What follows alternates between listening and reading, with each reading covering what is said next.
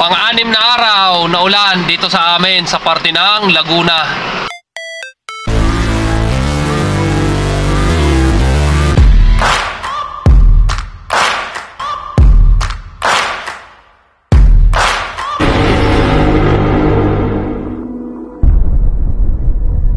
Ayan, deliver kami ngayon sa Lipa, Batangas at aking kasama, ayan, ang aking helper na si RG Pirer, ang mag-anak ng mga artista mga kailulan.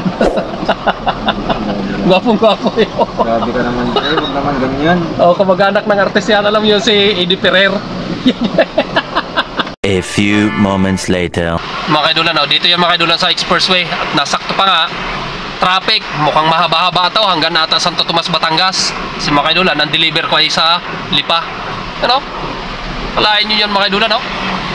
6 na araw na kami nagtitiis dito sa parte ng Laguna. Pati mga kailulan sa Maynila, ganun din, baha na sa Maynila at sa ibang lugar baha na rin. Pero sa ibang lugar ata mainit. Mga kailulan, no? Sila, ayan, jam. Walang laman.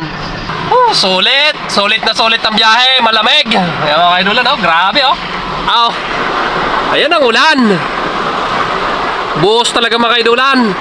Pang ano na yan mga kailulan, pang-6 na araw. Kasi nagsimula sa amin dito ay Biyernes.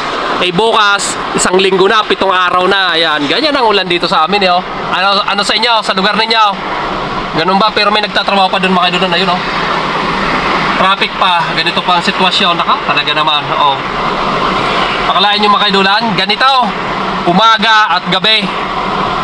Walang patid ang ulan mga kailulan, kaya bangbahan na sa parte ng mga kamay nila. Kaya mga kailulan, lalo-lalo na sa inyo, mag-ingat kayo dyan sa malalapit sa ilog. At ingat kayo mga kailulan. Delikado. Delikado ang buhay natin. Lalo pag itong umulan, di baling mainit na, huwag lang talaga yung sobrang ulan.